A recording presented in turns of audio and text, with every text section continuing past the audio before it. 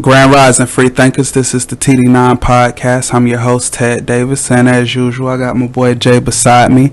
Now, today we have a very, very special guest, a mentor and a leader in the community. We have Mr. Jock Willers, better known to the society as L.T.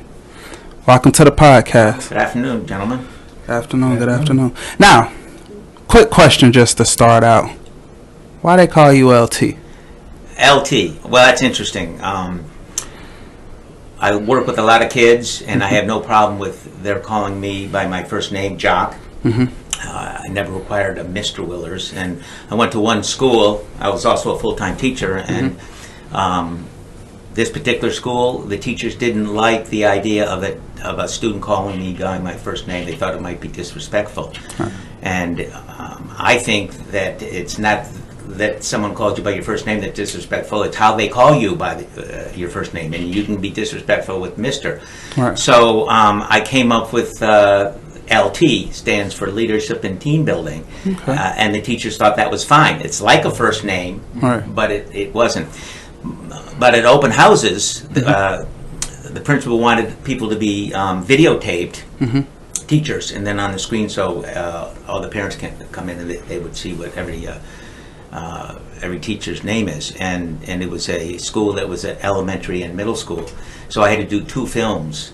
So instead of doing 2 films, I just did one, and I incorporated, and I said I'm LT, and for the middle schoolers, LT stands for lettuce and tomato. Excuse me, I blew the line. LT stands for leadership and teamwork, and for the elementary, it's lettuce and tomato, and that always brought laughs. But I tell you, several times, 15, 20 years later, I've had boys or girls come up to me and say, "Hey, lettuce and tomato, how are you?" Because I had them in elementary school. Right. So that's nice. You can call me lettuce, you can call me tomato. Okay. Now, I see on your shirt it says Falls Adventures, Inc. Right, Tell us the about Falls that. Adventure. It's a nonprofit I started in 1995. I was having a change of life coming from a corporate world where I was a senior corporate executive in a Fortune 500 New York Stock Exchange company. So a lot of pressure, a lot of employees, a lot of money. Right. And I was changing my life into serving others. And that's how I got into that is another topic. We can talk about it or we don't have to. But because of my experiences, I decided to get into a coaching, learning nonprofit called the Falls Adventure. And Falls stands for Family and Leadership Life Skills. Okay? So that's what we do. We help people with family and leadership life skills. Now, what is a family skill? A family skill is the same thing as a small group skill. A small group, we're a small group, okay? Husband and wife and a family, small group. Corporate teams are small groups. Any group that's somewhere around 2 up to 18, 19, 20, 21. When you start getting above 21, there's a different set of skills that you need. So small group skills are like small group dynamics. There's dynamics when people get together. They cannot be denied. It's like water freezes at 32. So there are structures and dynamics of small groups that if you know them and understand them and don't go against them, you can be more effective. Right. But small group skills are not leadership skills. Right. And leadership skills are not small group skills. Right. So if you want to be an effective leader in your family, in your corporation, in your church, in your team, sports team, any type of a team, you need to know both sets of skills. So really quickly, leadership skills. Can I ask you guys a question? What is leadership?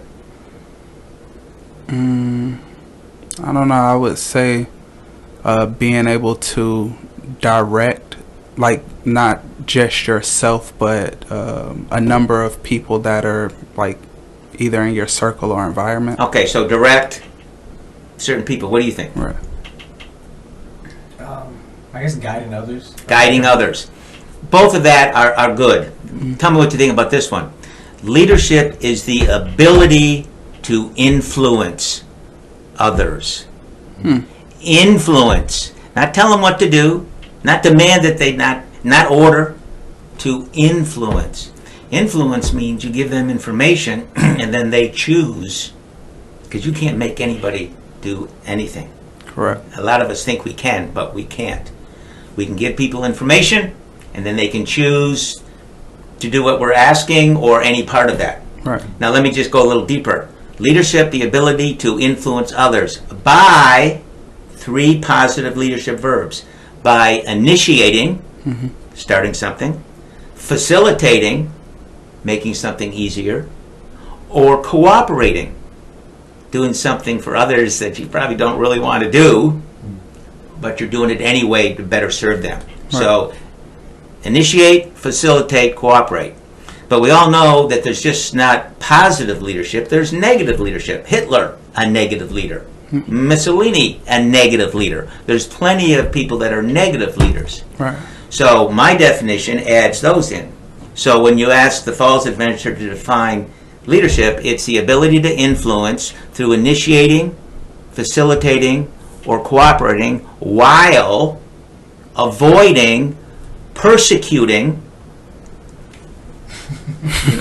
persecuting, right, or whining, oh man, I really have to do that, oh man, that's not fair, or rescuing, oh no, here, let me drink that tea for you, you're sick, I'll do it for you, I'll do your job for you. That's rescuing. Right. So those are the 3 negative verbs. Now the key is we need to make sure that people understand how to self-assess and self-evaluate. That means have a really good discussion with who? With yourself. Yourself. Okay? A discussion with yourself. So you teach people how to actively assess or evaluate. So as they're doing their thing, they assess, what verb am I in? Am I initiating? Am I facilitating? Am I cooperating? And if you can't say I'm in one of those 3 verbs, then you're in the negative one. Right. So get the heck out of that and choose an action in the... It's a process. Right. It's a simple process for a very complicated life. I like it though. I like it. It seems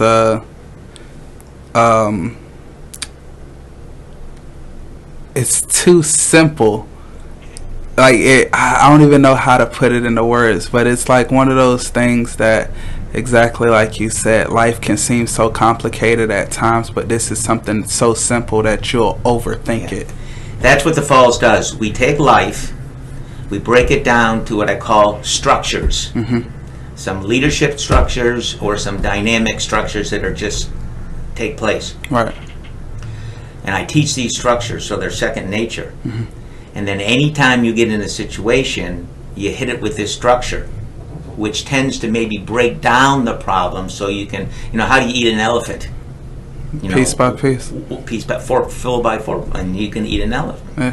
So the Falls Adventure helps you break problems down so you can see them clearer. I'll give you another structure.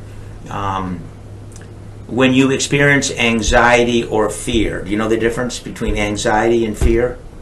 Not entirely. It's interesting. We have a lot of folks out there that are teaching how to handle anxiety, how to handle fear. Well, they're different.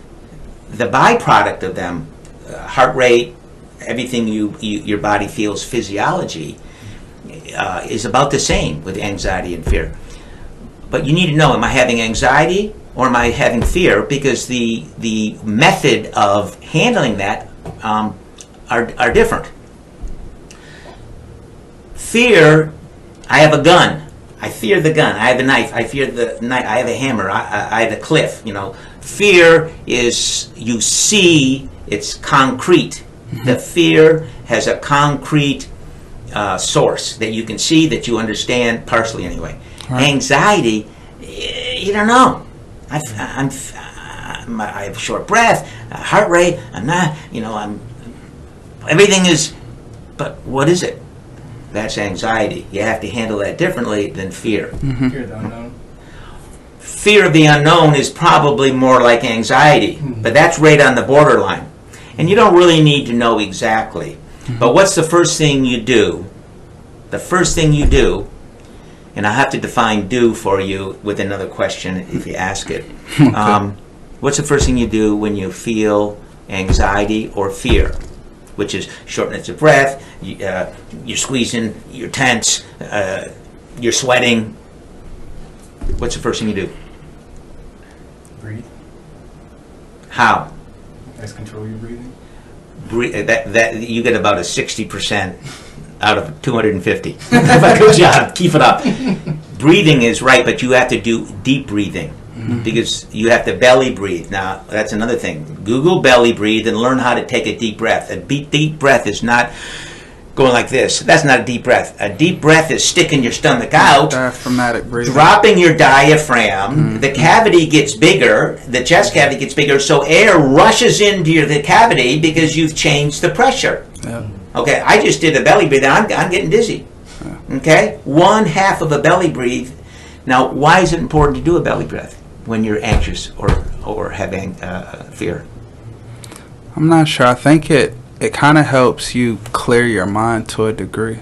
Why? What are the mechanics? See, at the Falls, we teach the mechanics of these processes, of these structures. Yeah. We teach the mechanics, and people go, "Oh yeah, that makes such sense." If I want to be a positive leader, I've either got to start something, or I got to help with something, okay, make it easier, or I got to do what someone else wants me to do, and I don't really want to. And if I do one of those three things, I'm leading. Okay, I could do that, and now it gets complicated from there, but it starts off as simple. Right.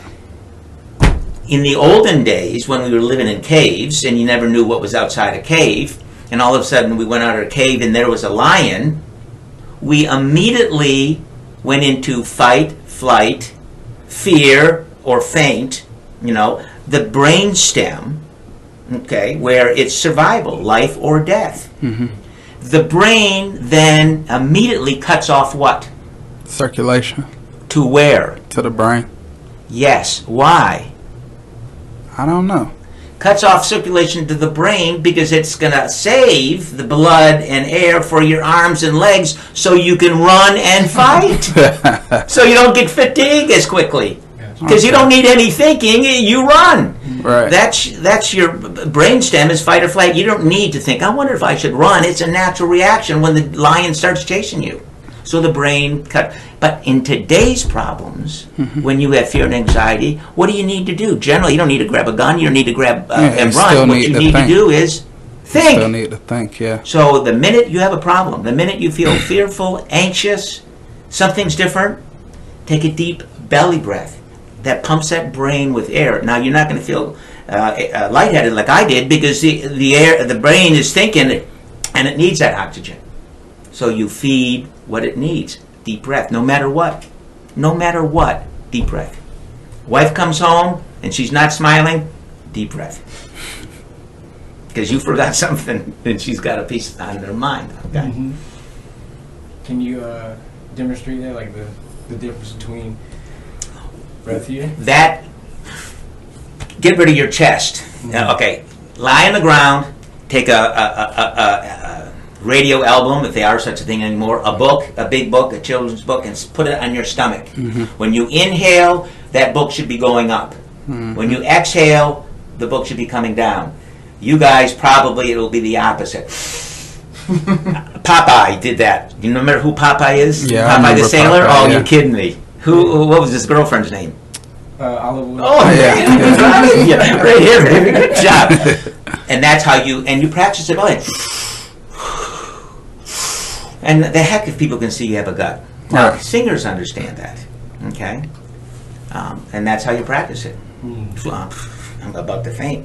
Yeah.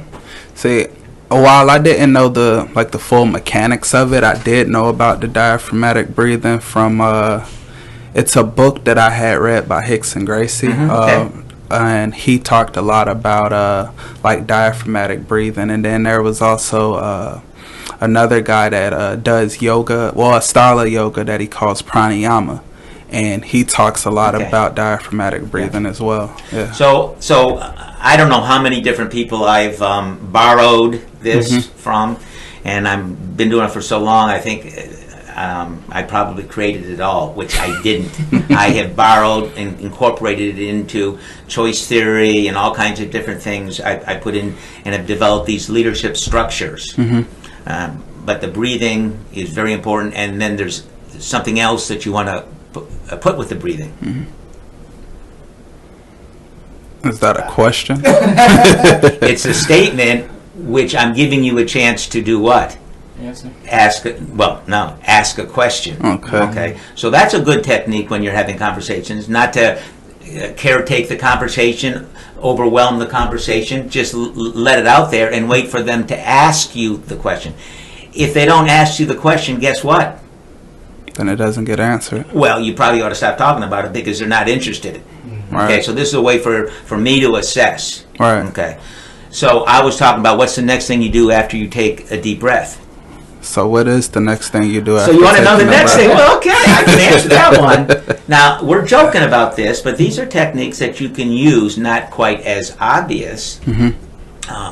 But if you have a wife and you've done a little bit of false coaching, then you can be obvious about it, because then you can be laughing and joking about it. Right. So the next thing is you take a deep breath and then you immediately say to yourself, either out loud, and I'll tell you why it should be out loud, or to yourself, I can handle this. I can do this, particularly before a test. A lot of, I was also a special ed teacher, an ESE teacher, a teacher of the gifted. I had three, I wasn't certified in gifted kids, but I took courses in it and almost got certified. I was a certified special ed, and I was certified in career technical education and certified in middle school curriculum 5th through 9th. So a lot of certifications and a lot of testing. And the first thing I did is, at the test, inhale, exhale, and say, I can do this. Right. Okay? Now, guess who listens to yourself?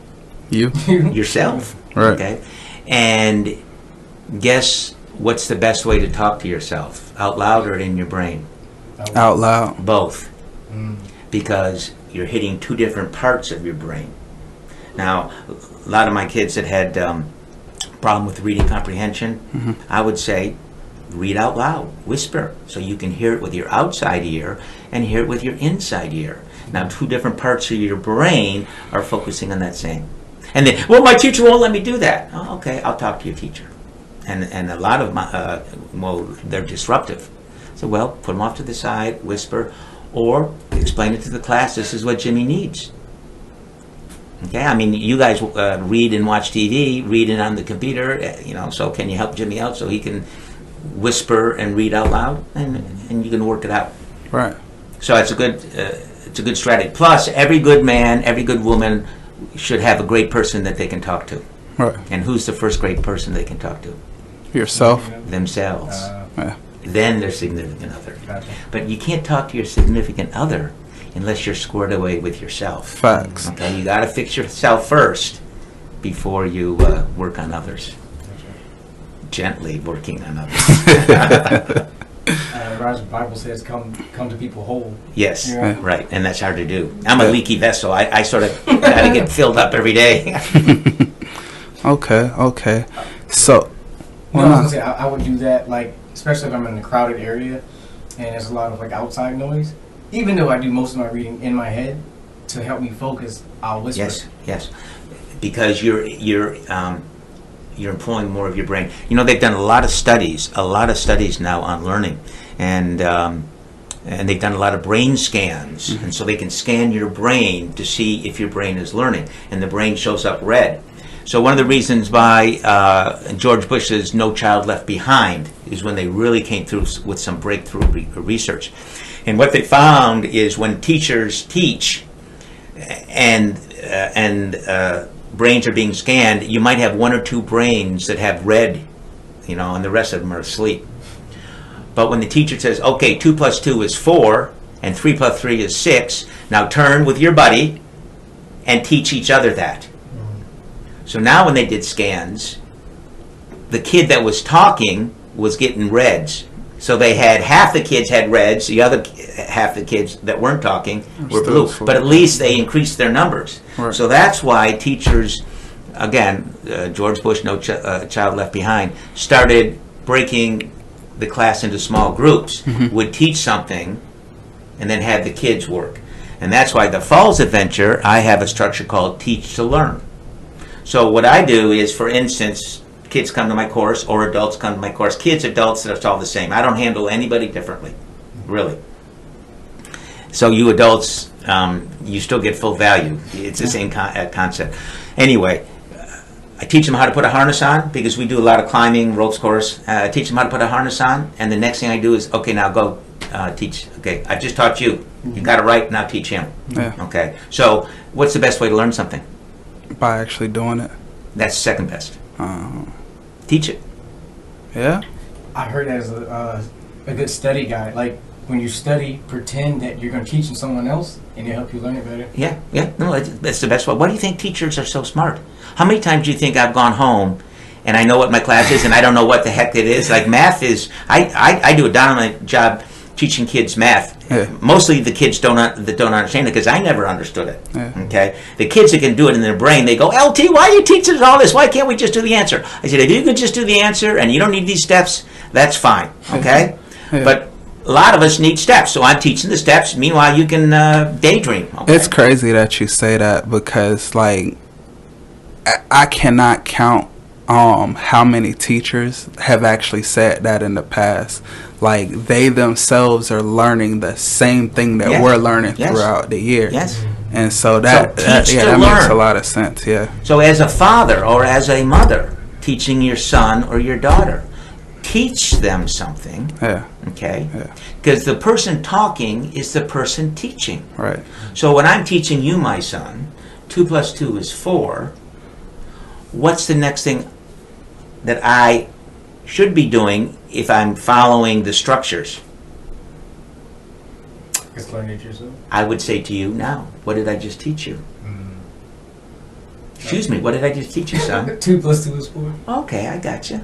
Now, can you teach your little brother? It's like, 2 + 2 is 4, right? And that's how it goes. Can As you soon as show me? Yeah. No, really. I have several grandchildren, but I have 2 boys. Mm-hmm. One is, I think, 4 or 5 older than the other one. And sometimes when he misbehaves, Right. I take him aside and I said, you are teaching your younger brother to act that way. No, I'm not teaching this. You are, by your personal example.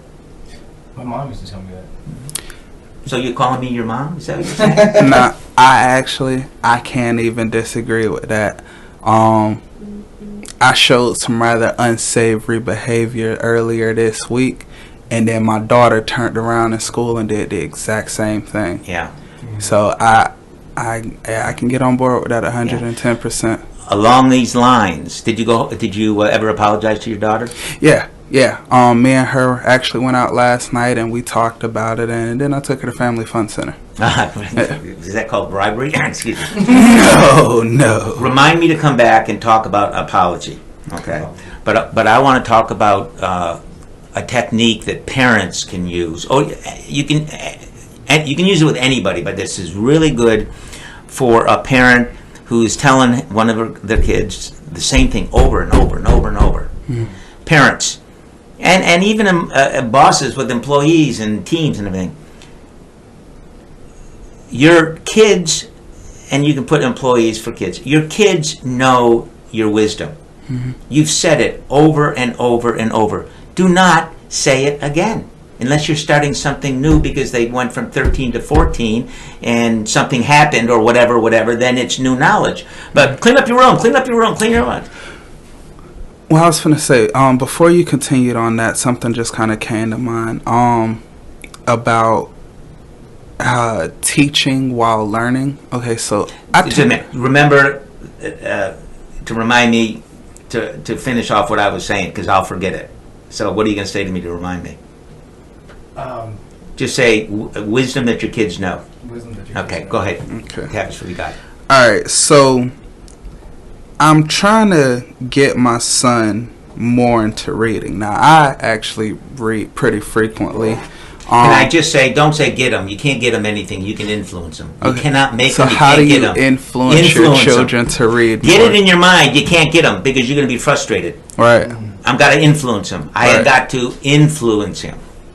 Okay, so how do I influence him to want to read more? How many times have you sat down and read and he's sitting next to you watching you?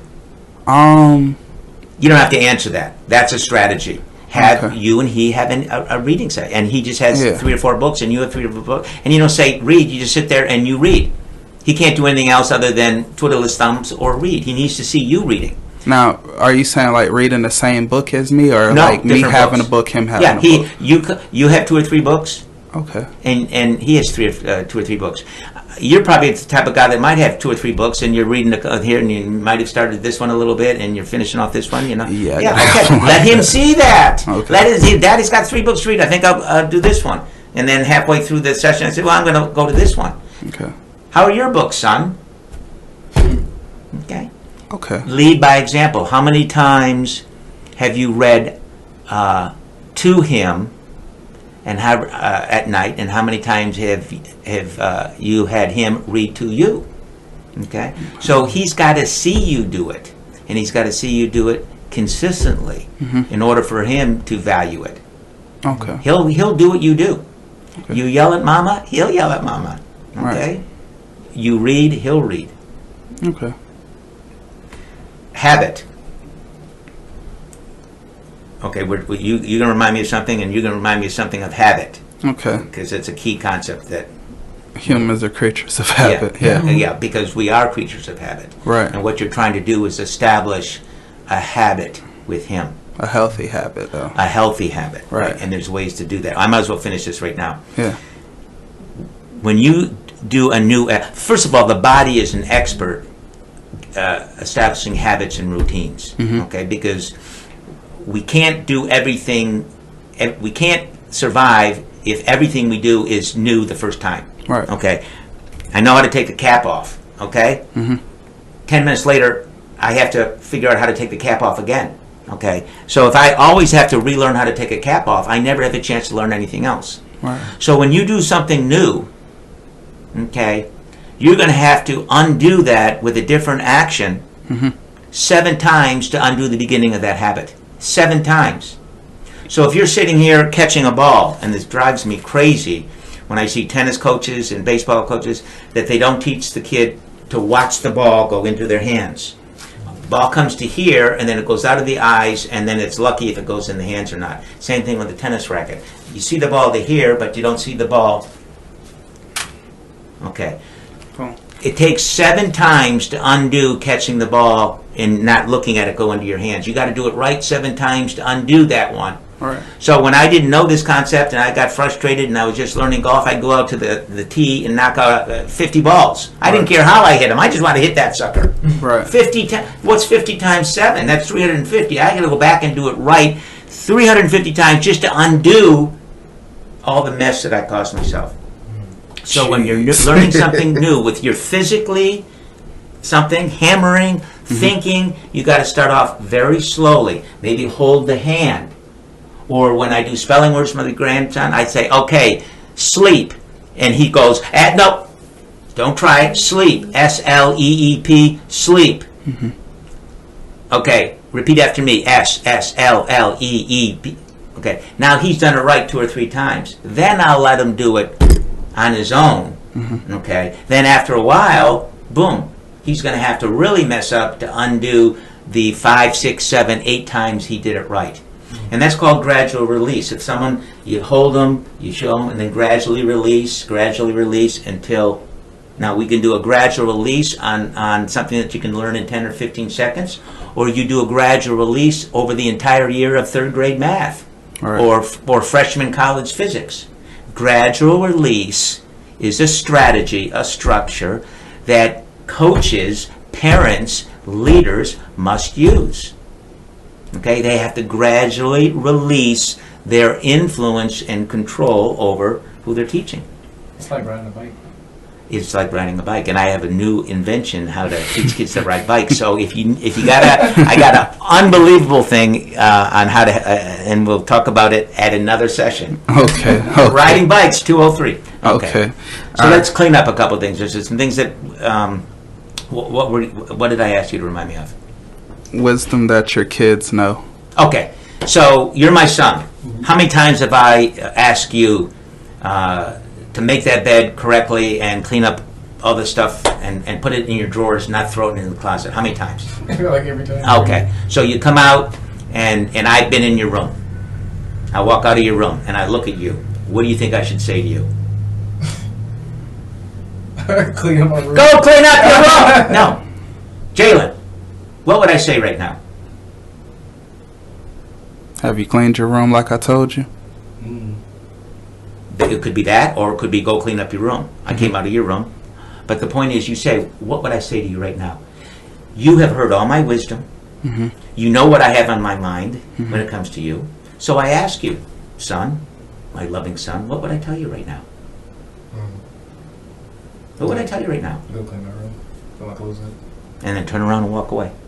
And don't watch him go to his room. Mm. You turn around and walk away because it says, son, you're right. That's what I need, and I'm going to trust you're going to do it. Now I'm going to try that one. He already knows. Yeah. Don't try it. Do it. Look, there's do or do not. There's no try. Who said that? No, it's really this. There's do and there's do not. There's no try. Who said that? I feel like because you flapping, it's Dumbo, but it. Oh, Mickey. no. Come on. You're going to... Star Wars, please forgive this man over here. It's Yoda. Yoda. Yoda, really? Yes. There's do or there's do not. There's no try. Go Google it then. You'll see. I believe you. I'm still checking, but I believe you. So there was something with you. I had something. We had apology. Okay. Let's talk about apology. I'm sorry. What is that? Just words. Well, it's an expression of a feeling. I feel sorrow. Is it an apology? No. People think it is. Sorry, Mom. That's okay. Oh, sorry, Mom. Hey, you spilled. Sorry, Mom. That's okay. Sorry is an expression of a feeling. It is not an apology. Hey, I'm sorry I spilled your drink. So I want to apologize. I apologize. That's step one. I apologize. You don't have to say I feel sorry. You can, but you don't have to. What you have to do is you have to say the word I and the word apologize. Okay? You have to use the word apologize. Okay? Now, you could say, I hope you can forgive me, or you can pin them down and say, do you forgive me? But in reality, it doesn't matter if they forgive you or not. That's between them and their self, whether they forgive you or not. I can't change that. And so I like to say, I hope you can forgive me. Okay. But then I have to let it go. I can't go on for the next 3 years worrying about whether you forgave me or not. I did it. I'm going to change something, but okay, so I apologize. Now, let me tell you what I'm going to do differently so it won't happen again. You have to change something, or it will happen again. Right. On the ropes course, anytime we have any type of a near-miss accident or a little accident, I have to change something. I used to have a principal, there was a near-miss on the crosswalk. And she called me up one day and we were talking about it, and I said, well, what are you going to change? And she said, I don't think I'm going to change anything. I said, you got to change something. She said, why? I said, because if you don't change something, nothing will change. Okay? And if you get in the court of law and they said this happened and what did you change, and you say nothing, that means, you know, it's open. I changed something. I did something different. Okay? Right. Now, who knows, what you change might do more harm than good. That's not what you planned, but that could happen. But I apologize and then tell them what you can change. What I'm going to change is next time it happens, I'm giving you a free yearly subscription if you happen to be a business. Right. And so it's, you apologize, you say what it's going to change. Okay, I'm going to put this this new policy in place. You're going to put it in our manual. And if it happens again, then you get a 6 months annual subscription for free. That's a business thing. On a family, it could be something else. You apologize, you commit to change, and you have consequences, specific consequences, if you do it again. So with your kid, you know, it could be something funny. I'll come in and do push-ups, or I'll clean your room. You know, if you apologize for something, if you yelled at him, son, I'm sorry I yelled at you, so I want to apologize. I apologize for yelling at you. Can you forgive me? Will you forgive me? Do you forgive me? If you want to add that. Let me tell you what I'm going to change. Next time I feel like yelling, I'm going to talk to myself. I'm going to take a deep breath. Here's your chance to teach them how to control their fear. I'm going to take a deep breath, and if somebody says, no, I'm not going to yell. But if I do yell at you, son, then I'm taking you to Disneyland. Whatever it is. Right. Okay. Now, that's the way you teach your kids how to be a person of honor. Right. Okay. And in order for them to know that, after you lecture, then what do you have to do? You got to actually do it. You have to actually do it. Lead by example. Yeah. It's so simple, but it's so hard. So what we do at Falls is we'll get groups together. I mean, the 2 or 3 of us, or husband and wife, or whatever, and we role play, we practice these, we have a lot of fun, we laugh, but we have to go through a process before we do that. But that's how we do it, and you have to do it over and over and over, having fun to establish those habits. Okay. Then we might bring the kids in. Okay. I get that. I remember that there was I don't know if you would necessarily call it a course, but I remember it was like some skits that we did. Myself, you, Jalen, and then we had 2 other guys with us as well. Do you remember? Is that were we apologizing? Were we apologizing? No, sir. I don't believe it was. Is this at the office? Yes, sir. Yes, sir. You're asking me, let me get this straight, you're asking me to remember a month ago? Well, John? Jim? Well, no, it's not so much like remembering the people per se, but I guess it would be more so like the skit that we did. Like you worked, it was working with us with each person that had the ball. They were the one that was supposed to talk, and you were teaching us proper communication. And was I using I feel I need, what can I do? Okay, thank you. That's what I thought it was. It wasn't a skit. That's how you survive a marriage. Right. How you survive your job. Right. Okay. First of all, communication ball. I have the ball. My job is to talk. Your job is to what? Listen. Okay, so I take the ball and I say to you, Jalen, prove that you heard. Prove beyond a shadow of a doubt that you heard what I said. You said to prove beyond a shadow of a doubt that I heard what you said. Well, let's pretend I'm you, and then I would switch places, and I would now be you, and I'd be sitting in that. I mean, we could physically change places, but we won't. But that's the skit you're talking about. Because oftentimes what I did is when you guys couldn't figure it out, because you have a male brain, I would take the ball and sit, and I probably gave you my glasses, and I turned and I sat here, and you were LT. That's what happens. I do a lot of role playing. Right. Prove that you heard means, okay, so LT, you're telling me that if in these groups, if I have the ball, then I'm the one that's talking and everybody else is listening. Is that what you said? Okay, and then I would say, yes, Jalen, that's what I said. Yeah. So the concept is you got the ball, and this is great. You put it up on the fireplace mantle or on the shelf or whatever, and then you have a family meeting with you and your wife or you and your husband and 1 or 2 or 3 kids. Okay, family time, you sit in a circle. Now, you can be the lead facilitator, okay? Or, at some point, once you get into it, hey, Jimmy, my 8-year-old, you keep on doing such a good job, you can facilitate next week, okay, if you can do this, because, teach to learn. Right. Give him the facilitating job, and he'll do it even better. So the concept, if you have the ball, it's your turn to talk. If you don't have the ball, your job is to listen. And then if I give you the ball and say, Jalen, prove that you heard, you have to repeat back your words, my meaning. So you better be listening. And that's what I was talking to your fiance, is that if you use the ball and you don't think that Jalen's listening to you, then just hand him and say, Jalen, prove that you heard. And you better be able to repeat in her meaning your words, or you're knocking out your push-ups, or whatever the consequences are. Now, there's another way to say prove.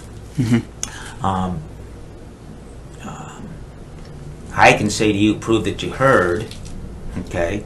Or when I'm listening, I might say, stop. Let me prove. You're getting too much. I want to make sure I understand what you're saying. So you take the ball. Say, is that right? Yes, okay. Continue.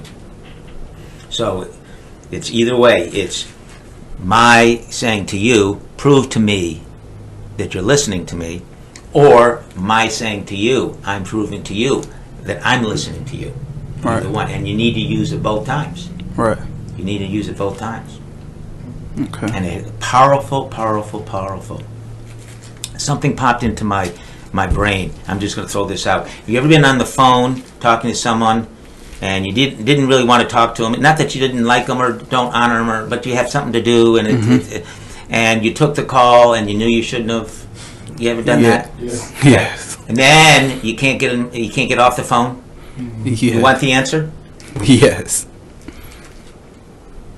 Yes, I would like the answer to how to get out of that type of phone call. So what I just did there is I was ensuring that I'm not rescuing you or caretaking you, okay? Because if you didn't ask me, then I'm doing it more for myself. You're just nodding your head. Right. So I just did a pregnant pause. I don't know if I'm allowed to say that now. I did a pause. In the old days, we could say that 30 years ago. Right. But I did a pause, okay? And I was waiting for somebody. Now, if no one had brought it up, I wouldn't have gone on. I would just wait for someone else to take it. Right. So every now and then, you've got to do some, and these are all techniques that we go over in practice. So now, before you continue, could you give us the answer to that statement? Again? I think I need this. So, you were talking about how when you're in a phone call that you know you really shouldn't have answered, and you're looking for a way out of it without being rude or disrespectful. So here we are. We're on the phone, okay? And you say, "Hello, Jock. I'm going to make this quick." But, you've never been quick. So say that. Hey, Jock, I'm going to make this quick. Okay, hey, Tavish, good. Because let me tell you, I have 3 minutes. Not 4. I've got 3. And I really want to hear what you have to say. At 2.5 minutes, I'm going to give you a 30-second warning, and then I got to go. Okay? Is it good? Are you good with that? Yeah, I'm good with that. Okay. So a nod of the head is not good enough. Right. Nod of the head, even if you're there, is fine. But if you don't get a, yeah, I'm good with that, then you wait. Right. Or you say, hey, I need to hear it. Right. Okay? Right. And then at 2.5, you say, okay, start wrapping this up because I got to get out of here. Right. And they won't be offended, and you'll accomplish your goal, which is the same thing as saying, oh, yeah, okay, yeah, good. And then you don't know anything they said. So be upfront and let them know. Okay. Hey, if you're not good with that, I'll try to get back to you probably tomorrow. Okay. But it's going to be a try because it's a busy day. Okay. Just be upfront and be upfront and give them a structure that will work for them. Just like in kids, give them a structure. Structure is everything. Okay. Why? Why is structure everything? It's not everything. It's very important. Right. And what do you do after you get structure? I don't know. That's when you ad-lib it. That's when you use your creativity. Okay. Structure is 55 miles an hour. Okay. Structure is don't be killing people. Right. Okay. Can you defend yourself? Yeah. Okay. Now you have to. So there's structure, which allows you to be a free thinker in everything else. But if you don't know where the structure is, then your free thinking approach may get sidetracked. Okay, well, let me ask you, how did you come about creating these structures? Like, what led to LT being this creative that's a great mind? question. So I was a corporate executive. Mm-hmm. I probably controlled, I was in charge of supply, distribution, sales, marketing for a fertilizer company, maybe $100 million a year. I was able to buy products, transported rail cars, trucks, and everything. So people wanted my business, and I did a lot of pushy stuff because of the power of what I was buying, the money that I had. Right. And definitely was not doing all these techniques. Right. Got transferred down to Florida. Started getting a change of life, feeling this, feeling that, and at the same time, on my side of the family, one of my nieces, unfortunately, at 12, she was raped. Never told her dad, told her mom. Had an older father, much older than her mom. So he was very, very old line, and probably couldn't have handled it, and was real strict. So whatever, ended up in anorexia, bulimic, and the drugs, alcohol, and just very, very, very, very sick with diseases that weren't as prevalent, tied in with codependent as they are now. And she ended up in the emergency room for the 5th or 6th time. Whoa. With just bruise, bite marks, just horrible. And I was talking to my mom, and she said, the doctor's saying this happens again, and and I said, well, hey, send her down. I'll fix her up. I got 3 or 4 weeks off because I was starting a new thing. So this is how much of control I thought I had. Send her down and I'll fix her. She'd been in 3 different residential places at $250,000 a pop. But send her down, Mom, and I was serious. Well, on the other side of the family, there was another distant relative that got tied into methamphetamine before it hit Polk County in Arizona. And he just got discharged from a hospital. They wouldn't let him back in, but he couldn't go to the guy. So I called up my brother in Los Angeles and said, can you meet this guy and get him on a plane to Tampa? And now I'm fixing one, I'll fix the other. Right. So now I got a methamphetamine addict and an eating disorder, 2 of the toughest addictions. Right. And I got 2 weeks to fix them up. Well, that's some cockiness right there. Well, in 5 days, the female had switched all my booze with water and coloring, so I couldn't tell that there was no booze because there was liquid, but she had drunk it all. And the other guy was literally running the family. And I remember going to church that Sunday, and I talked to the pastor's wife. I talked to the pastor, and he said, you should talk to my wife. And this was at St. David's Episcopal Church, which is no longer there. And I tell you, airborne ranger that I am, I almost started crying because I was so completely out of control and out of my box and had no idea. And obviously I was trying to caretake and control everybody. And so long story short, I found a drug rehab, and I literally had them kidnapped from my house. Oh, wow. And then I volunteered. They finally agreed to go into the rehab if I would come to the Saturday sessions on the ropes course at the University of Tampa. This is where I learned about a ropes course. Okay. And I said I would. And so they went into this rehab. And so I started going to the Saturday sessions, and I met this therapeutic nurse, just fantastic, and she used the ropes course. And airborne ranger here, in a lot of the stuff, like the slide, ranger school, you go down the slide, you Google it, you can see. But they had one of those and all kinds of different things. So I got into it. And I remember it was raining, so we lined up the chairs. And my niece once said to me, she called me Jock, and she said, you're codependent. So because she'd been through so much therapy, and I know what the heck is codependent means. Right. And then, so we're circling up in the gym, and I get her chair for her. And the nurse, the therapeutic, she was a nurse, but she was a therapist, said, she gets her own chair. Right. And I was beginning to understand. So we went through that for about 9 months, and I loved the ropes course and everything. And I started getting really good at this. I was really connecting with it.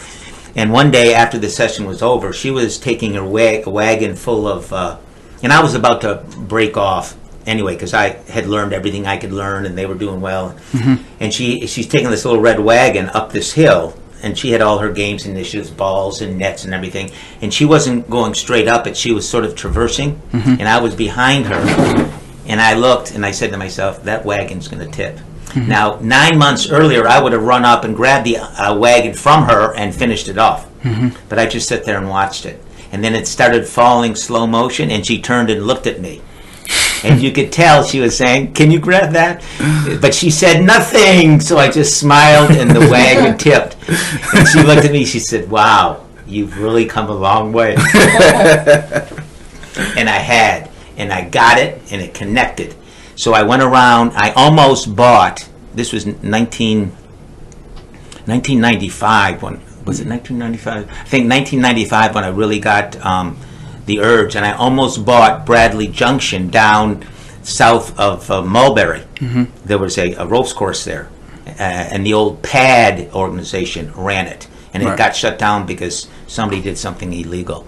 But instead I decided, to go to therapeutic hospitals, and because I found Heart of Florida Behavior Center in Lakeland, they had a ropes course not used.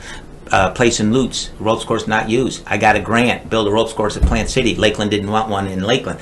So instead, within a month or 2 or 3, I had 5 ropes courses that I could use all over the counties. And I'm telling you, I was learning, I was taking courses, I was reading, I was up, in 1996, I learned about the Lord and decided to love Him. I thought I was a Christian, but now I knew what it was. Right. So I was up from 3 to 6 every morning. I was studying every book. I had 6 or 7 books, you name it. I was getting into everything. Anyway, a lot of time, a lot of effort, and a lot of groups. And as I was teaching and facilitating, I was developing strategies that would encapsulate some of the stuff I was learning. The Teach to Learn, the apology model, all kinds of things to put it in easy form so that people could go home and practice the ball. So it's been since 1995 that I've been learning this stuff. Okay. All right, Jock. So my next question is, I know we talked once and you said that you did a lot of work with the urban youth and stuff like that. Tell me about that. Well, I had, urban is probably not as good a description as poverty. I believe that the real problem in this country, we have many, but the biggest problem, or one of the biggest problems, people think it might be racism. I think it's poverty. Okay. Now, in Polk County, the poverty level is higher than in Montana County, but both places have poverty, and in a poverty situation, the family unit tends not to be as strong. You don't always have 2 parents, and there's not always a father. So it's poverty, I think, is the real issue that needs to be addressed in this country. And I think race and all this other stuff that's going on will come into focus and can be solved if we're really addressing the issue of poverty. That people of poverty need, like that George Bush, No Child Left Behind, basically said that kids that were behind needed extra work, okay, and kids of poverty tended to be behind, okay. So giving them an extra program, and I did an extra program called Promoting Academic Success. It was a grant by Kellogg that the district got, and it came to our school, and I managed that. I had 25 boys of poverty. Promoting Academic Success, PASBOC, boys of color. I wouldn't say colored boys, it was boys of color, okay? Because generally, in Polk County at that time, your poorest of the poor were of color, and the boys of color, of poverty, their scores were way, way, way behind. Their reading scores were behind. You know, they can project that if you're not reading on grade level at 3rd grade, you won't pass high school. That's an indication that you can have problems passing. And if your behavior is problematic in 2nd grade, you're going to have problems. So the fight is at 2nd and 3rd grade for behavior and reading. That means you got to be on grade level in behavior in 2nd grade and grade level in behavior in 3rd grade. So you can't start in 2nd and 3rd grade. You got to start before that, even before they're getting into school. Right. So William Glasser, choice theory. So let me give a quick on this. This is amazing stuff. How do you control your behavior? How do you control your behavior? What is behavior? The way you conduct yourself? The way you conduct yourself? The way you conduct yourself. That's behavior. So more information.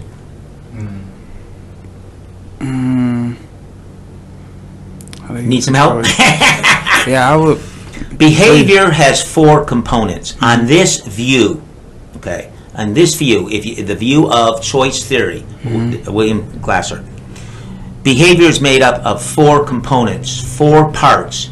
Every behavior, every conduct is made up of 4 components. Okay? One is thinking. 1 is acting. That's an action. Okay? 1 is physiology, being out of breath, heart rate, sweating. Okay? Right? So you got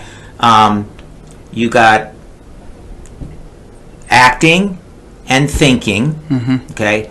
Acting and thinking, that you're doing. Okay? And then physiology and feeling, I remember that. those are your other 2.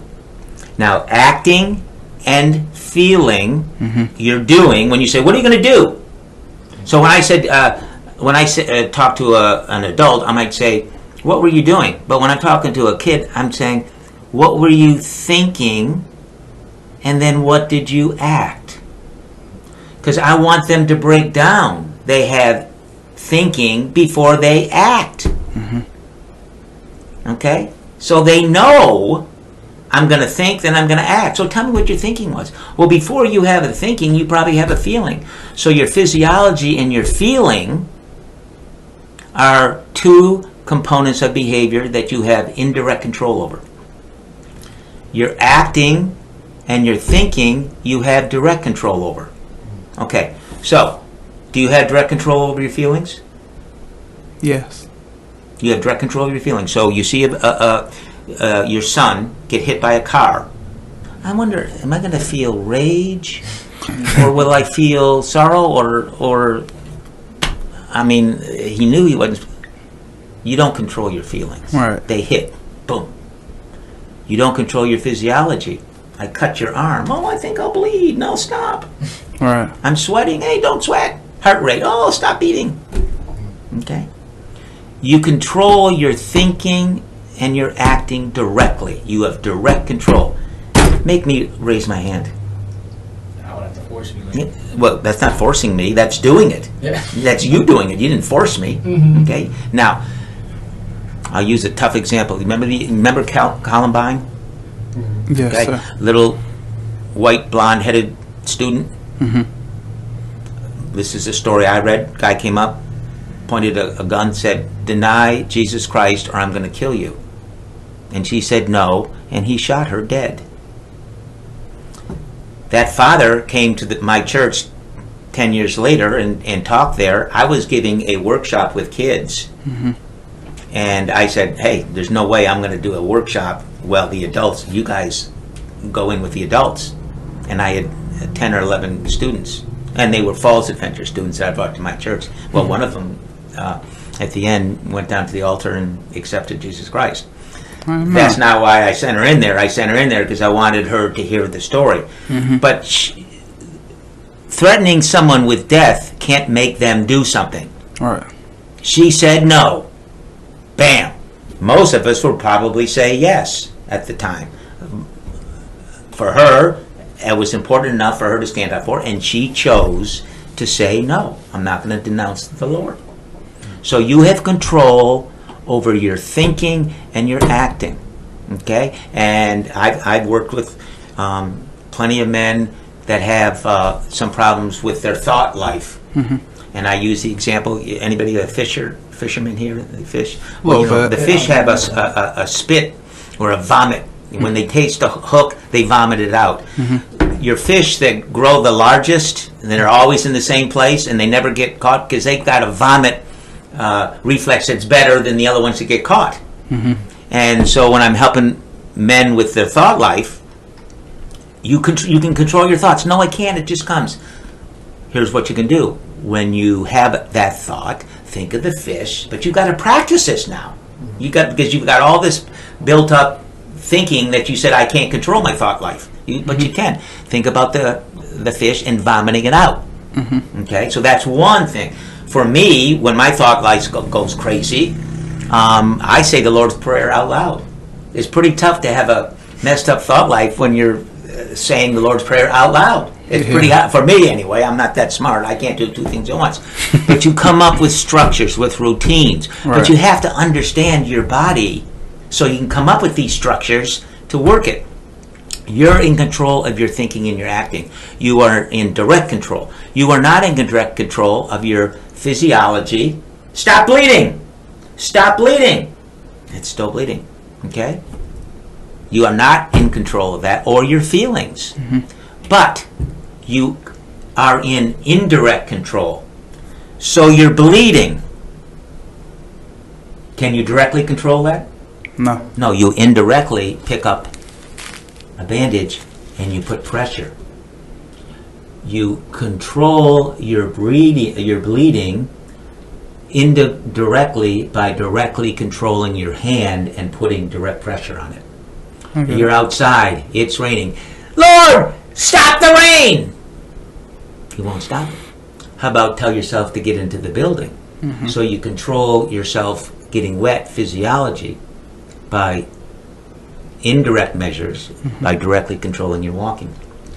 You're breathing. You're nervous, anxious. You can't just stop being anxious.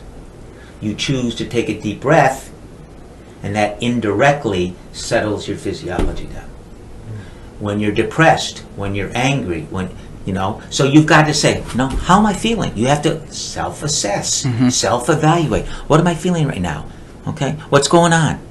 And then you think, you assess, which is part of thinking, and then you think what I can do, meaning what can I act? And then you choose to do it. And that will indirectly correct your physiology and your feelings.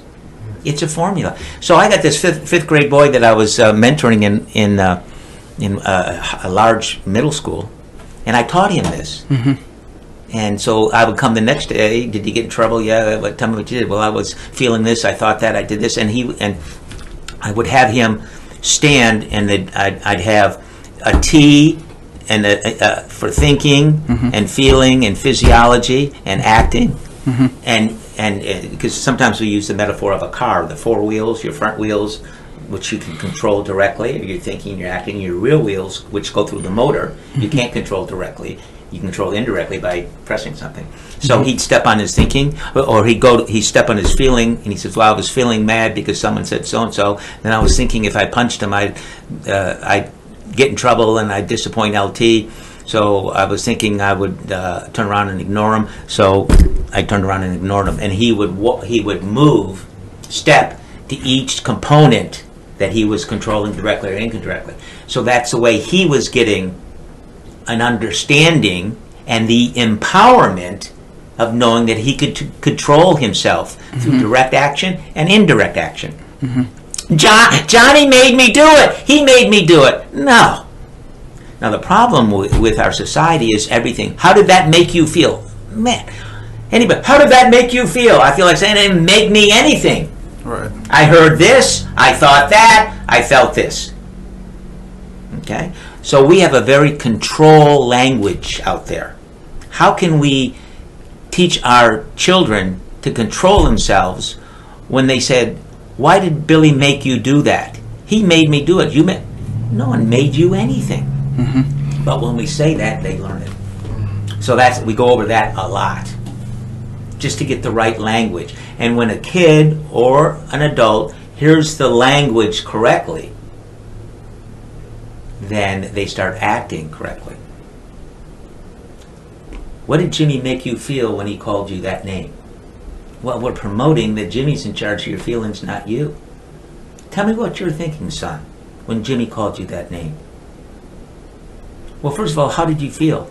Now, in feelings, I like to say I felt good, I feel bad. Mad, glad, sad, angry, it's so complicated feelings. You could just get caught up, hey, I felt good or I felt bad? I felt bad. Okay, I'll think about it more. I felt bad. Boom. We're on to your thinking. Oh, I felt insulted, but then I felt it. We can't get over it. We get stuck in our feelings. You felt good. You felt bad. What did you think then? And then what did you choose? So, evaluate that model, and you can learn to be better in control of your actions. Now, there's a lot more. Wants and needs and all kinds of things. we'll get to those wants and needs. Yeah. Now, I'm curious because I know you mentioned earlier in this conversation that you're a man of faith. How has that been like an influence in the work that you've done? Well, a big influence. A big influence. In what way? I'm gonna the day I was saved. It was in March '96. I was at Highland Park's Nazarene Church, and I'm in the audience, and the Lord had been working on me. I was going to Shepherd Road Presbyterian Church.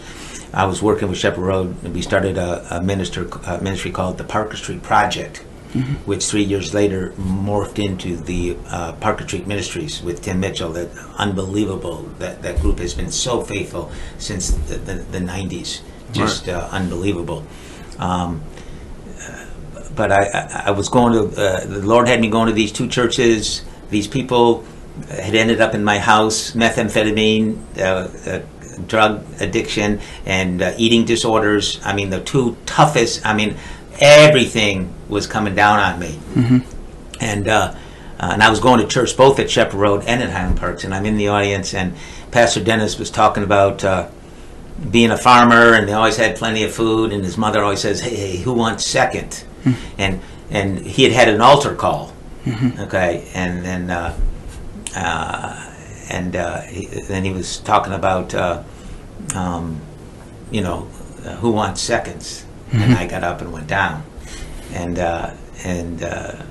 spent some time down there, came back, and then he's still talking, and then he's talking about thirds, and I'm sitting next to my wife, and I'm going, should I grab her hand and take her down? I go, no, wait a minute, she's got to do it, But she was already saved. So anyway, that's where it hit me.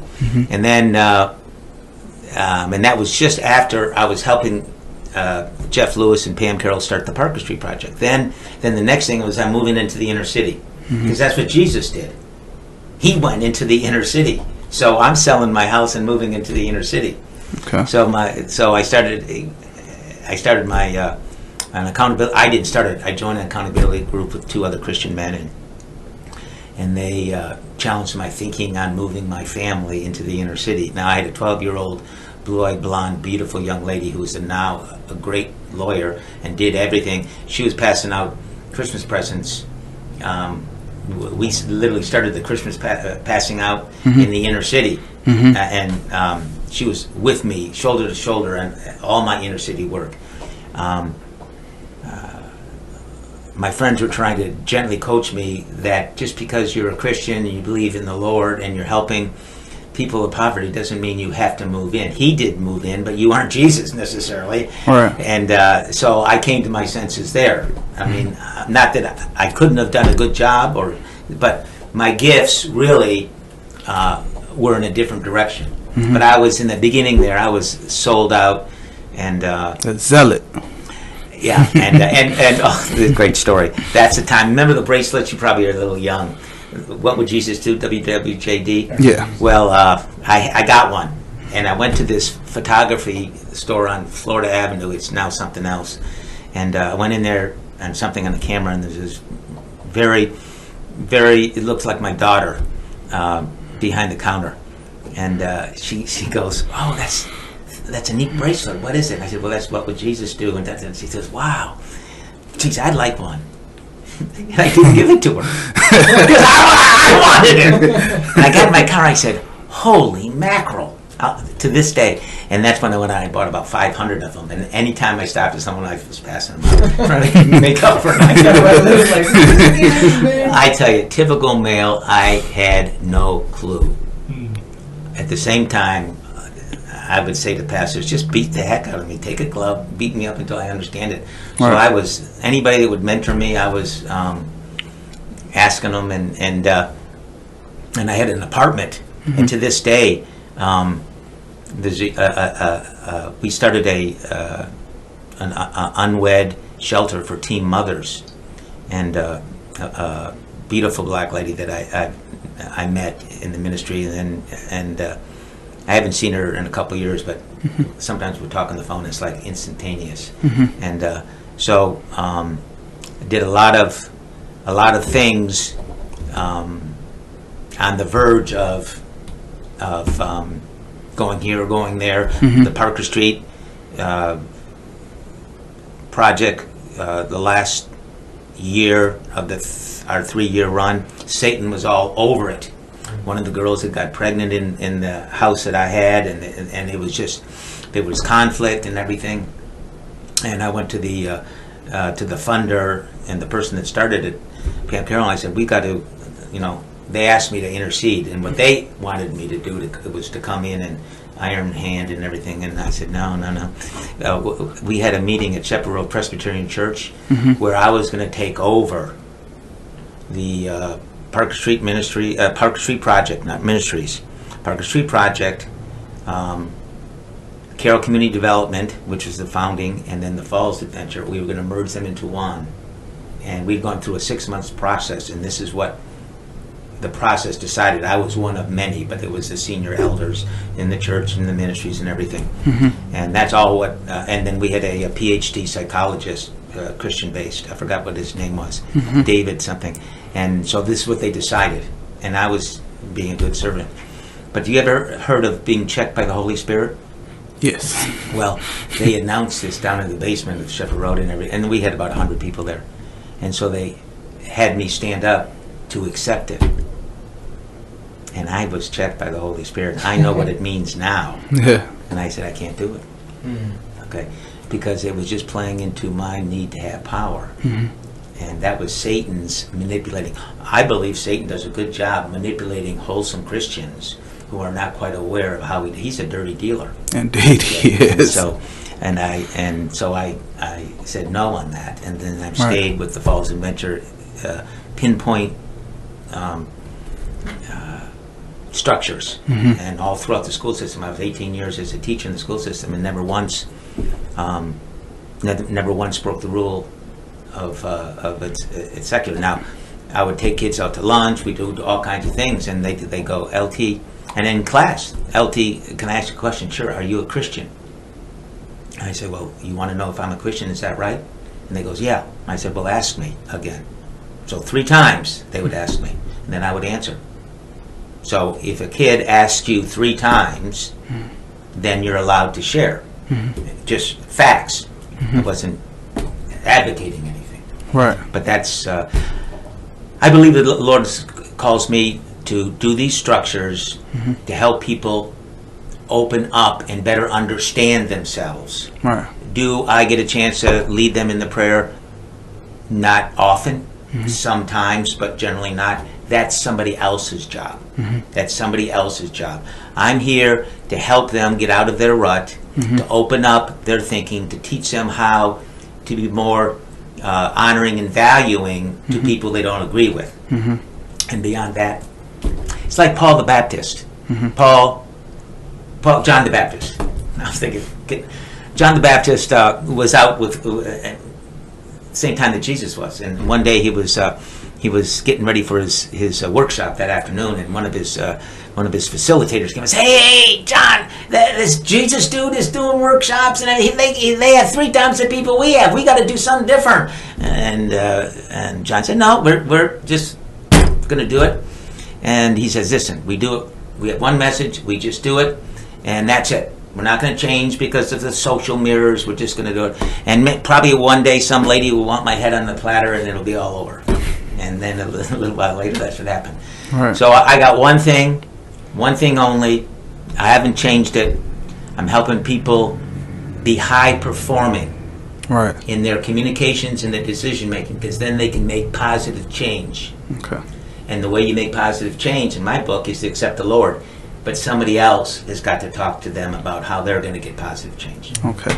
Well, for starters, good save on the correction with John the Baptist. Because I'm telling you, the viewers that are like of the faith, they would have rolled you on that I one. hear you. But talking about structure, I know you were saying that towards the end you were wanting to get on behavior. Yeah. So let's get into it. Before we get to the end, I wanted you to go over a little bit of the ropes course. Okay. So you keep the behavior. I want to particularly go into the apology model. Okay.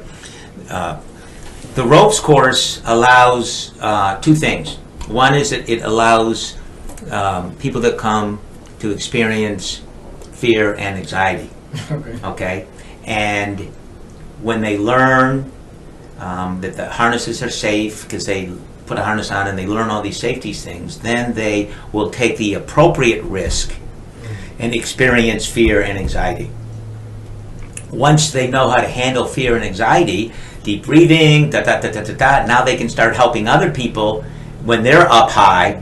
And then after a while, when they have fear and anxiety in their own life caused by something else, they know how to handle it because they've done it at the ropes course. Right. So that's the one thing we do, fear and anxiety, learning how to handle it, okay? Because it's not getting any better.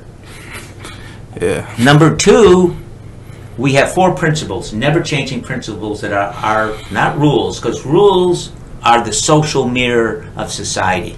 Okay, we had rules about abortion 20 years ago. Now it's different. Okay, Right. so I don't have rules. I have never-changing principles, like gravity.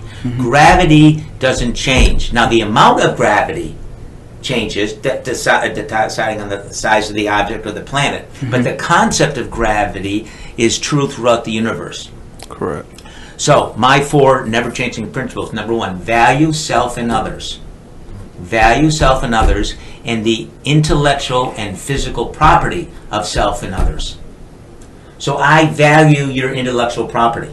What you have to say, I value, whether I agree with it or not. I value the hoodie that young boy likes to wear in school, so I just don't grab the hood and pull it down like a lot of teachers used to do.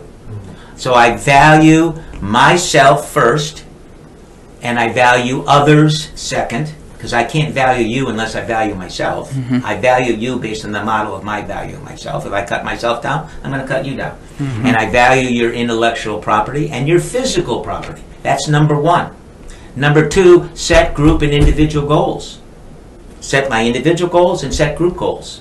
Number 3, give feedback on the goals. Share feedback. Number 4, play safe, physically, emotionally, and socially. So, driving down the street, and I see you on the corner, I don't know who you are. And but I see you there every morning, so I roll the window down and I say, hey man, get a job. Is that appropriate? No. No. But I roll the window down and say, hey, you want food? Yeah, can you give me $5? No, but I'll buy you breakfast. So I take you down there and I buy you breakfast. And he says, will you help me? And we share. So now we have goals. Right? So what's your goal tomorrow? You gonna have a job? Yeah, I'm gonna go over tonight, and then I'll have a job tomorrow at 9 o'clock. So at 9:15, I drive by and I see you, and I roll down the window and I say, "Hey, get a job." Is that appropriate? It is, because we have shared goals. Okay. You and I talked, and you committed on getting a job. Now maybe I could have delivered it differently, Yeah. but when you have shared goals, you are obligated, Right. obligated to give that feedback. Right. Now you try to do it the best as possible, but you cannot not give them feedback. That's the difference. Okay. We're allowed to be tough on people if we have shared goals, if we are part of a team. Okay. Okay. I like that. I like that a lot. So with the ropes course, do you still have those currently? At Girls Inc., I had a ropes course there for a while. It was a joint venture between Girls Inc. and Blake Academy. Then things changed, and we couldn't. They had restrictions on field trips and everything. So I used to take my first period class every day from Blake to Girls Inc. and do the ropes course 40 minutes. We did something, we got back. Then they got tougher and tougher to get kids. I'm not saying it was wrong, but it just got tougher and tougher to get kids off campus and so on and so forth. And it got to the point that we just couldn't support that. We meaning the Falls Adventure. It was complicated. So that course went into disarray after a while. It was still good, but disarray. Recently, we're rehabbing that course. Okay. And it should be done shortly, a couple months. Beautiful. So beautiful. the Falls Adventure has invested over $12,000 in that course. The city of Lakeland has helped us because the city, I used to do a lot with the city, and when I do workshops with the city, I do it for free. Okay. We're a nonprofit, and a lot of the stuff we use, they have used equipment and stuff that they don't use anymore, that they can donate to us. So we go through appropriate channels, and they've been supportive. Girls Inc. is very supportive. So I think in a couple of months we'll have a really neat course back in operation. We have other. I have 5 climbing stations in a tree at Academy Prep. That's theirs. I do a program a couple of times a week there, and there's other small things we have around town. But I can do ropes course right in the backyard, where we can get some anxiety and fear going, and we don't need an actual ropes course. But it's preliminary training for a ropes course. Okay. But you can do all this stuff without a ropes course. We can do trust falls off of a 12-foot ladder. Right. Okay, there's all kinds of things that we can do and never go to a ropes course. Right. I'm not a fan of heights. That's one of the things right there. Okay, well, we're definitely gonna circle back to that because I want you to be able to put any social media info or email info or anything like that for anyone that would want to be involved with it, participate in it themselves, or hopefully donate towards it or anything like that. Let me put this out. My number is 863-521 camera here. Yes, 863-521-2189. Donations appreciated anytime. How do you like that, Ron? That's beautiful. Most important thing, everything that I've talked about here, we can do in a room, in a circle.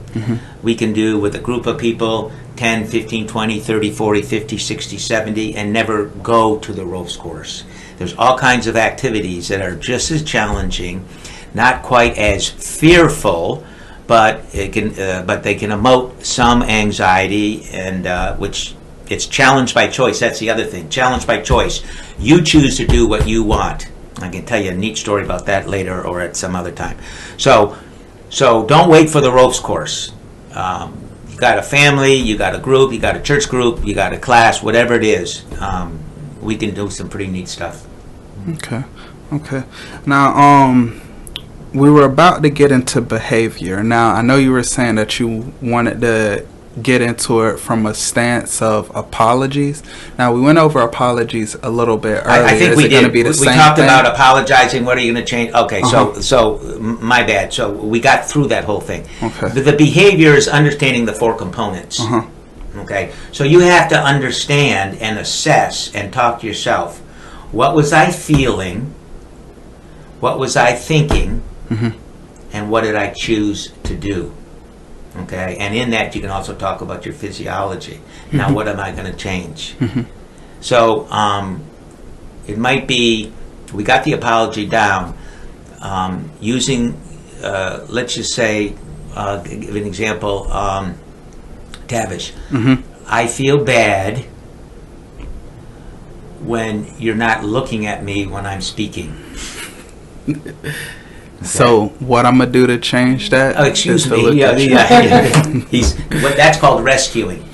Okay. You didn't wait for me to get through it. You just said, "Shut up, LT. I know what to do. This is what I'm going to do." I haven't even gotten to it. Okay. Okay. I'm not doing the apology model. Okay. Nah. Okay.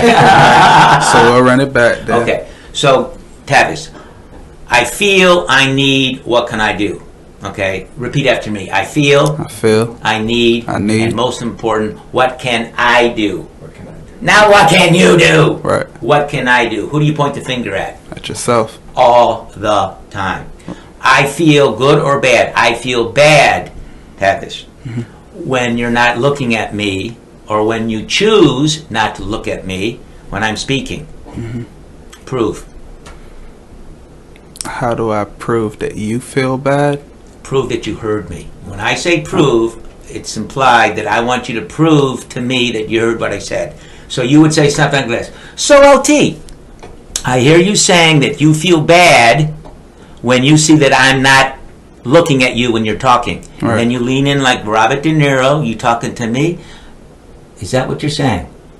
Some people would get this, the older people. You talking to me? Okay. Okay. So I feel bad when you don't listen. I ask you to prove. Okay. I need you to listen. Please prove. Okay, so LT, LT, you're telling me you're telling me that you need me me to listen. to show you that I'm listening. So then listen, okay? Okay. Okay, got it? I feel I need, what can I do? So, Tavish, what can I do? Okay. What can I do? How can I help so you will choose to listen? So, LT, So LT, you want to know you want to know what? what you can do in order for me to listen to you. Now lean in.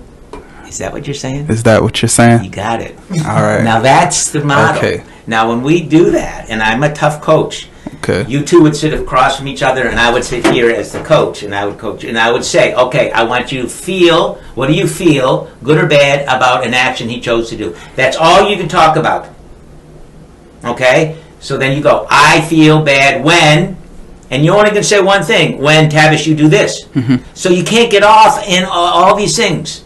Okay? So it's so structured. And it's a little comical, and it's a little safe, tension relieving. At the same time, you get through the whole thing, and it gets resolved. Now, after a while, you don't need me as a coach. And you all know how to do it, and then it doesn't have to be so structured. All right. But this resolves conflict, okay? Resolves conflict without getting all the other crap that comes into conflict.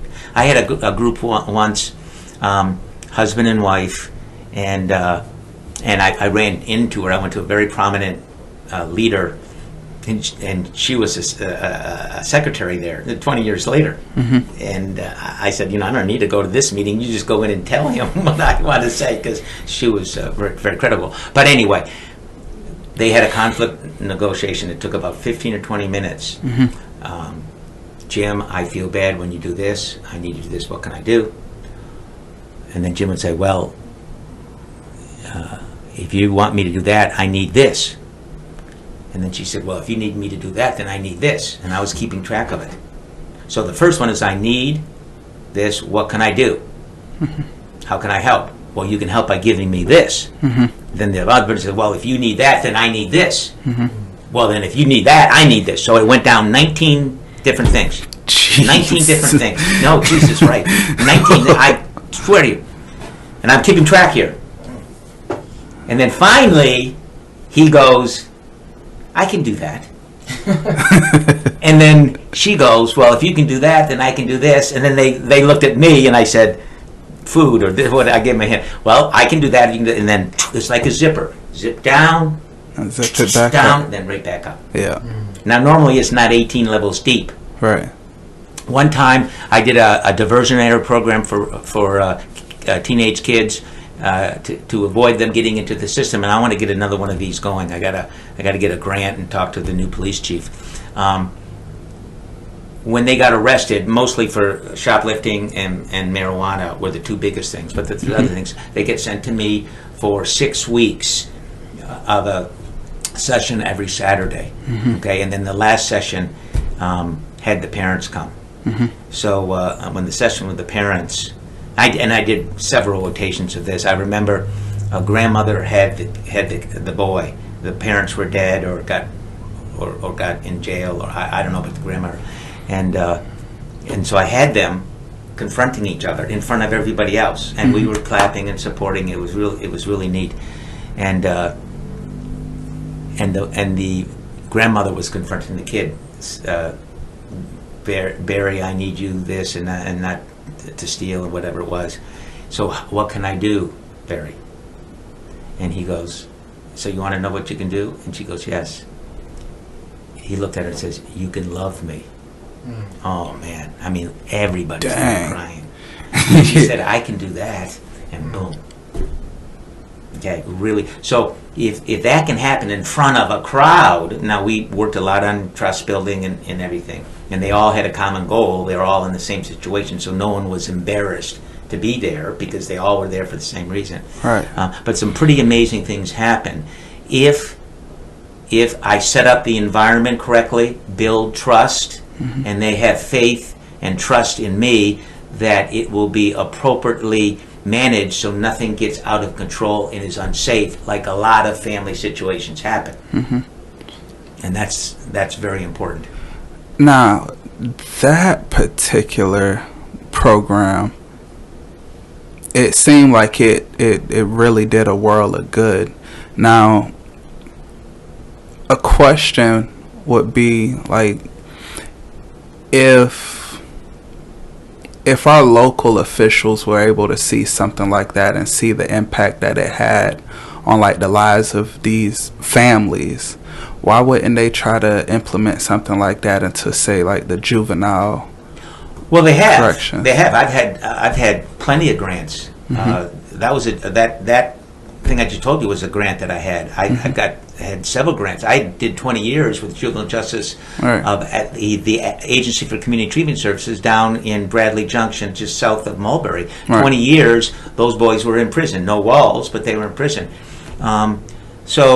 So there are programs, and I'm trying to get back into it. When I went into the school system, I had to really curtail the outside stuff. So people are aware of this. I need somebody that can spend some time putting together grants and writing up and so on and so forth. I'm in the midst of attempting. I'm no spring chicken. I'm attempting to pass off the Falls Adventure and train the next generation that can carry this forward.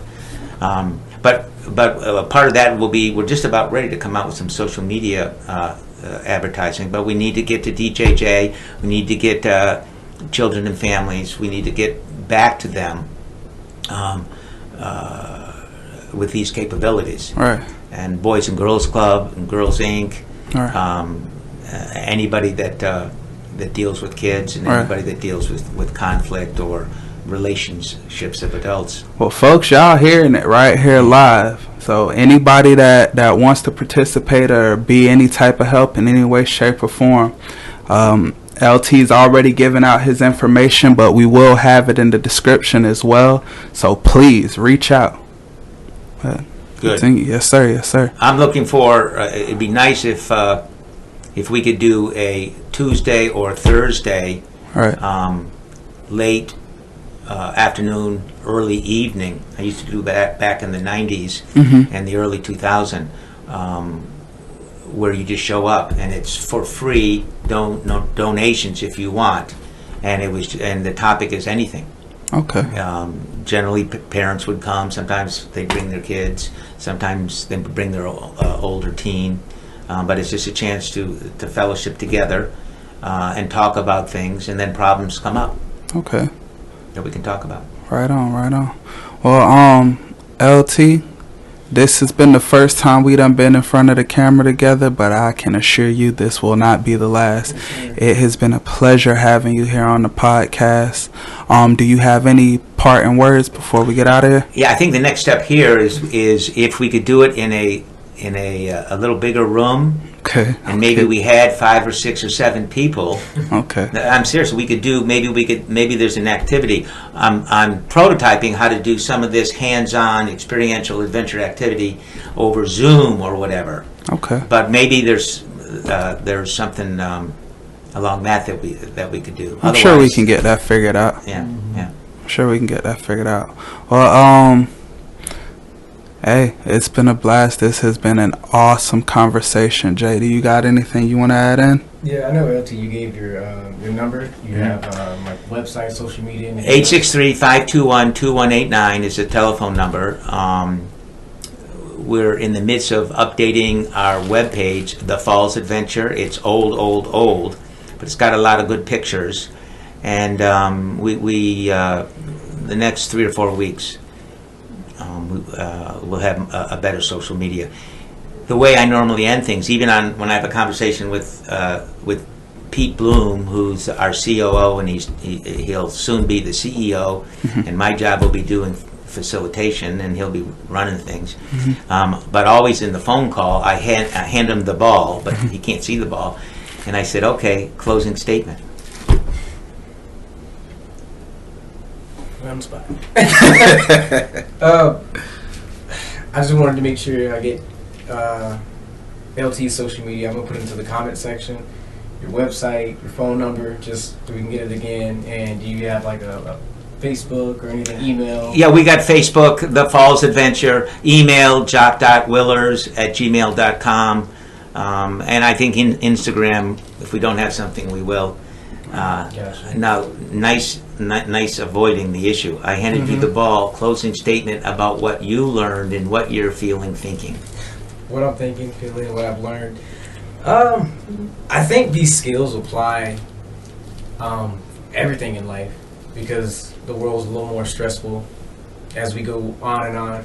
So like just simply is taking a deep breath when it comes to work, when it comes to family, relationships, kind of step back and think about what you're thinking, or why you think a certain way about a situation. I think that's the biggest thing I took from that one. You're talking about metacognition. That's the highest level of thinking, metacognition. It's when you're thinking about your thinking. That is what I think we need to be doing more of. Why am I thinking this way? What am I thinking? Why am I thinking that? What's going on? Thinking about your thinking really exercises your brain, because it's your brain is your power.